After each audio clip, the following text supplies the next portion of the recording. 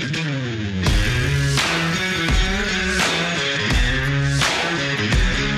well-regulated militia being necessary to the security of a free state. The right of the people to keep and bear arms shall not be infringed. Welcome to another edition of Bearing Arms Cam and Company, where unfortunately we are talking about some infringements today. California Governor Gavin Newsom holding a press conference announcing a slate of gun control measures. We're going to be talking about one of them in particular on today's program as I sit down to tape today's show. The press conference and the unveiling of a host of new restrictions has not yet taken place, but we do have the text of SB 2 as it will be introduced. This is California's version of carry killer legislation, very similar to what we've seen in New York, very similar to what we've seen in New Jersey, likely very similar to what we are going to see in Maryland coming up here this legislative session. So I thought we would take a look at some of the provisions in California's response to the Bruin decision striking down the May issue process by which concealed carry licenses were handed out. Not only in New York State, but in California and about 6 other states around the nation. Interestingly, back when the state of California could deny basically anybody the right to carry, right? Or sheriffs could deny anybody, right? Because they're the issuing authority in California. You had to show good cause. As long as the state of California could tamp down who could carry, they didn't really impose a lot of restrictions on where individuals could carry. But now that the Supreme Court has said, hey, the average everyday citizen has the right to bear arms in self-defense. Well, all of a sudden now California is sort of flipping the script. If they can't decide who can carry, they can't pick and choose, right? Then they're going to greatly limit where those folks who are exercising the right to bear arms can do so. So just quoting here from SB 2, this is part of the sort of the initial statements here, right? They say the bill would require the licensing authority to issue or renew a license if the applicant is not a disqualified person for the license and the applicant is at least 21 years of age. The bill would remove the good character and good cause requirements from the issuance criteria. Well, that's good. That's probably the only good thing in this bill. The bill goes on to say that the bill would add the requirement that the applicant be the recorded owner with the California Department of Justice of the pistol, revolver, or other firearm capable of being concealed upon the person. In other words, you could only carry a specific firearm. That firearm would basically be attached to your concealed carry license. They say the bill would change the training requirement to be no less than 16 hours in length. Current law is no more than 16 hours in length. It would add additional subjects to the course, including, among other things, the safe storage and legal transportation of firearms, which we'll get to in just a second. The bill would also require an issuing authority prior to that issuance, renewal, or amendment to a license, if it has direct access to the designated department system to determine if the applicant is the recorded owner of the pistol, revolver, or other firearm. The bill would then require an issuing authority without access to that system to confirm the ownership with the sheriff of the county in which the agency is located, right? Then they also say that existing state law requires a licensing authority to charge an additional fee in an amount equal to reasonable processing costs for a new license. Existing law also prohibits a licensing authority from imposing, among other things, a requirement or condition that an applicant pay additional funds or obtain liability insurance. This bill would authorize a licensing authority to charge the additional processing cost fee for a license renewal and would permit the licensing authority to collect the first 50% of the fee upon filing of the application. The bill also removes the prohibition on licensing authority requirements for additional fees or liability insurance. Now, that's important because California lawmakers are looking at a liability bill, right? So every gun owner, every concealed carry holder in the state of California would be required to purchase liability insurance, which doesn't really exist. But in addition to that insurance mandate, which is being prepped in SB 2, again, issuing authorities, let's say San Francisco County, right, which just issued its first concealed carry license post-Bruin, they could add on whatever additional fees they wanted to, jacking up the cost of exercising a fundamental right. Something, by the way, that the Supreme Court said, not allowed even under shall issue systems in the Bruin decision. SB2 goes on to say that under existing law, it is a crime to bring a firearm into a state or local building. It makes it a crime to bring a loaded firearm into or upon the grounds of any residence of the governor, any other constitutional officer, or member of the legislature. Existing law exempts a licensee from that prohibition if, among other things, the licensee has a valid license to carry the firearm. That bill would remove those exceptions, except as specified. The bill would make it a crime to bring an unloaded firearm into or upon the grounds of any residence of the governor, any other constitutional officer, or member of the legislature. It would also prohibit a licensee from carrying a firearm in specific locations, including, among other places, a building designated for a court proceeding and a place of worship as defined with specific exceptions. Yeah, actually, the laundry list of prohibited places or sensitive spaces is so long, I couldn't screenshot it. So I've just got to read it to you because I wrote down, and it's full of legalese. I mean, you really got to wade through the entire text of the bill. I may have missed a couple of sensitive places, but here are the ones that I found. All state and locally owned buildings, right? So all government owned buildings, all areas under control of an airport authority. As I mentioned, the governor's mansion, state legislative residences, public transportation, private transportation, bars and restaurants, preschool and childcare facilities, public and private healthcare facilities, permanent public events, playgrounds and parks, state parks and wildlife areas under the control of the Department of Fish and Wildlife, colleges and universities, gaming venues, stadiums, libraries, amusement parks, museums, churches and houses of worship, as I mentioned, banks, including parking lots of banks, as well as all commercial property unless specifically authorized by the property owner. Yeah. So under the California Carry Killer bill, if you possess a valid concealed carry license, when you left your house in the morning, you would have to unholster your firearm, unload it, lock it up in your vehicle, because even if you have a concealed carry license under this bill, you're not allowed to carry in your own private car, right? Then when you get to where you're going, let's say you want to do a little bit of grocery shopping, you have to look to see if there's a sign that says concealed carry is allowed. Otherwise, concealed carry is prohibited, even though the Supreme Court has said that the Second Amendment protects a general right to carry for self-defense in public. Yeah. And by the way, the vast majority of states across the country have the opposite, right? If you want to ban concealed carry from your premises, you can as a property owner, but you need to post that. You need to let concealed carry holders know, hey, you're not allowed to come in here. Because again, when we're talking about a general right to carry in self-defense, the presumption should be that concealed carry is recognized, not that concealed carry is prohibited. So the fact that California is introducing these restrictions that have already, again, in many states, or at least in several states, drawn the scrutiny of the federal or state judiciary, it's telling, because I think they know that they're going to lose this fight. I do. Even in the Ninth Circuit. Now, look, it may take a while before these laws are officially struck down, but I think Gavin Newsom knows that ultimately much of what he proposes today is going to be tossed out by the courts if it's enacted into law. This isn't about public safety.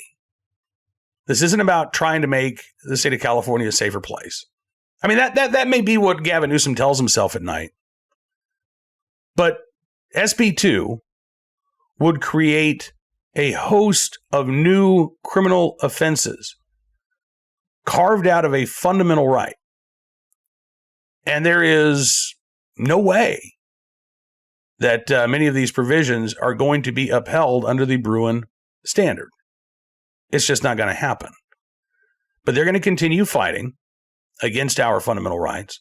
They're going to continue to put these unconstitutional and unconscionable laws in place, indefensible though they might be, simply in an attempt to drag out and delay the inevitable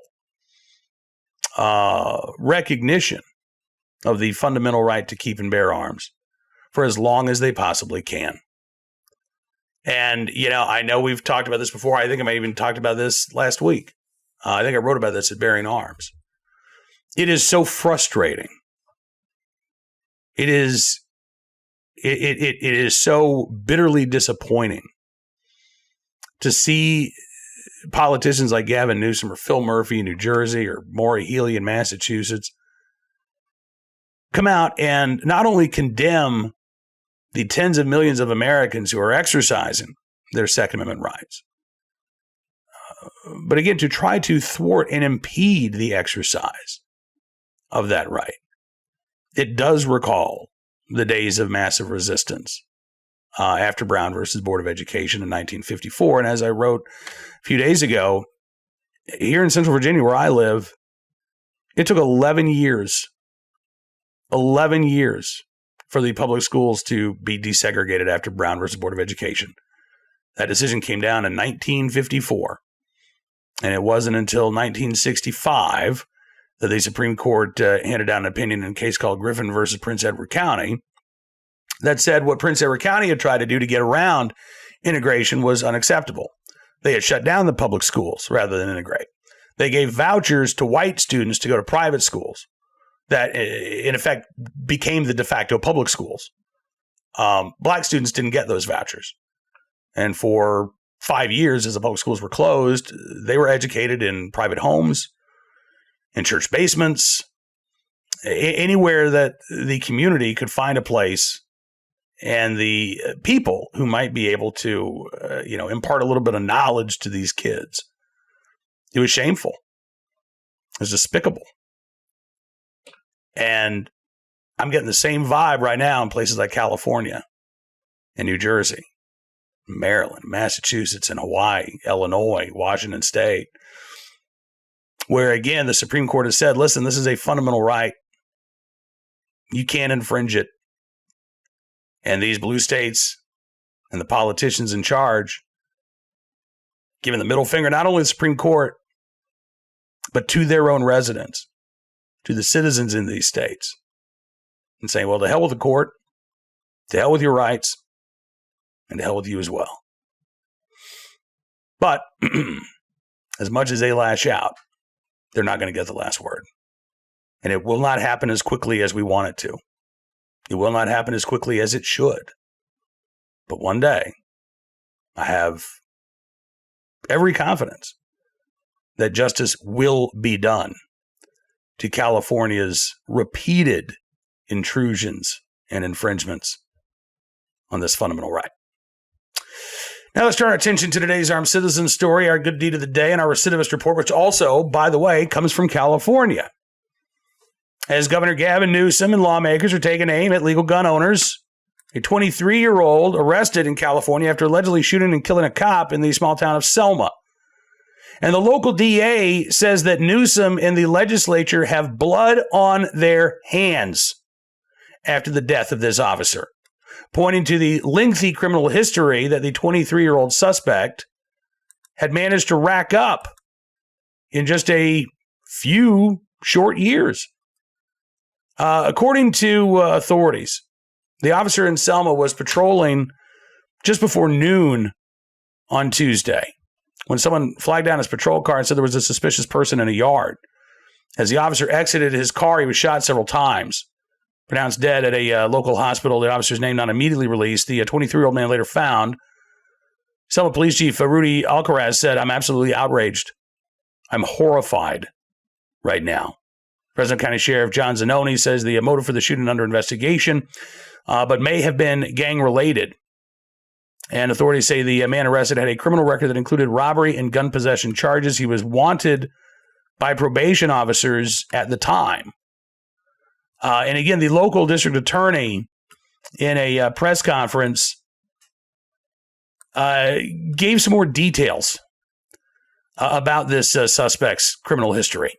Lisa Smitkamp, Fresno County DA, said the suspect is, quote, an admitted gang member that has been arrested for several felony offenses that were prosecuted by her office related to robbery, weapons, and drugs, and specifically said that in March of 2022, less than a year ago, the suspect was sentenced to 5 years and 4 months in prison, but was released after serving less than 1/10 of that sentence as a result of credits for time served in local jail and other factors. A 5-year, 4-month sentence in prison, and he did a total of 5 months after that sentence was handed down. Smitkamp said the governor and certain members of the California legislature have created a warped system that allows active and violent criminals to receive arbitrary time credits in an effort to reduce the state prison population to reach their goals of closing more prison facilities. And she said that leaders who support this, quote, overreaching phenomena that they try to disguise as legitimate criminal justice reform have the blood of this officer on their hands. Again, California is trying to shut prisons down. They're trying to reduce the prison population, not based on the amount of crimes that are committed, but based solely on the number of offenders who could possibly go to prison. And the goal seems to be to keep those violent offenders out of prison as much as possible, to get them out of prison as quickly as possible when they have to go. And oh yeah, turn the right to keep and bear arms into as many different non-possessory or non-violent possessory offenses as they possibly can. They're getting it backwards. Violent criminals are getting off with slaps on the wrist. And meanwhile, they're trying to turn law-abiding gun owners into felons overnight. Now, today's armed citizen story. Alabama, where a jury acquitted a man of murder, finding that he acted in self-defense in a 2019 shooting that prosecutors say started over a property dispute. Basically, there was a dispute between two neighbors, William Brantley and Kenneth Wayne Adams. Adams was ultimately charged with Brantley's murder, though he had maintained from the beginning that he shot Brantley in self-defense. Apparently, the property dispute had been going on for several years. When deputies responded to the scene that night, they found a white Ford pickup truck and a body line a few feet away. That was Brantley. He had been shot 4 times. There's apparently an argument over logging trucks that were on Adams' property. And Brantley apparently was angry that the logging trucks were constantly driving back and forth. He had gone to confront Adams. Dash cam footage from Adams' vehicle showed Brantley walking up, coming in front of the vehicle, and walking to the driver's side window. There was an argument, and then a fight actually took place out of the camera's view. But afterwards, Adams dialed 911. Dialed 911, told dispatchers a man had approached him with a gun, urged him to send deputies to the scene quickly. A firearm was discovered on Brantley at the time. Prosecutors alleged that Brantley never drew his firearm, but defense attorneys pointed to blood spatter that was found on Brantley's weapon and said that could only have come if the gun was in Brantley's hand when those shots were fired. Jurors, according to local media, able to visit the scene of the shooting on the last day of the trial, walked from one end of the road to the other. They deliberated late into the night, and then shortly before 9 p.m., a couple days ago, January 27th, they told the judge that they believe that Adams was not guilty of murder. And so the criminal charges against the homeowner are no more. Brantley's wife apparently has filed a civil suit against Mr. Adams, but Kenneth Wayne Adams acquitted, not guilty of a murder, and instead believed to be acting in self-defense. Finally, today's good deed of the day, in the right place at the right time, willing and able to do the right thing, Strasburg, PA, where a neighbor, who, by the way, I don't have this screenshot, but the neighbor's got a Let's Go Brandon sign in his front yard. This neighbor, well, he went and got a man who was trapped inside of his burning home in Strasburg, PA, and is being hailed as a result. This was Monday night, about 8 p.m. Strasburg Fire Chief Charles France says a neighbor called 911, reporting a house on fire with a man stuck inside. Even though firefighters were on the way, the neighbor ended up knocking down the front door and dragging the man out. France said, you see a fire, most people are running away from a fire. And the fire department gets here, and we're going towards the fire. He says, for a neighbor to do that, you have to be a close-knit neighborhood. The neighbor did not want to talk on camera with local media, but did tell reporters that he heard the man inside the burning home screaming for help. He said the only thing that was going through his mind was getting that guy to safety. The home is uninhabitable, but thankfully no loss of life. Man was airlifted to a local hospital for burn treatment. His animals, 2 dogs and a cat, also rescued from that home. They were taken to a shelter to be cared for. Hopefully he's able to reunite with them in the very near future once he is recovered from those injuries. injuries that could have been a lot worse, perhaps even fatal, were it not for that neighbor in the right place at the right time and willing and able to do the right thing. So whoever that anonymous neighbor is, thank you for your very good deed. All right, that's going to do it for this edition of Bearing Arms Cam & Company. I want to thank you for being a part of the program as always. Don't forget to check out BearingArms.com throughout the day for the latest Second Amendment news and information from all across the nation. It is a very, very busy time right now with the courts, with the legislatures back in session. There is a lot to cover, but we'll do it all. We'll let you know what you need to know. And if you like what you see, maybe not in terms of what we're reporting, but how we're reporting it, I would encourage you to become a VIP member at BearingArms.com. Just go to BearingArms.com/subscribe. Use the promo code GUNRIGHTS. And you can get a significant savings on your VIP membership. We're going to give you exclusive content, news stories, and analysis you won't find anywhere else, because your support really does matter, and it does make a difference. So thank you very much to all of our new VIP members out there. We'll see you back here tomorrow. Until then, be well, be safe, and be free.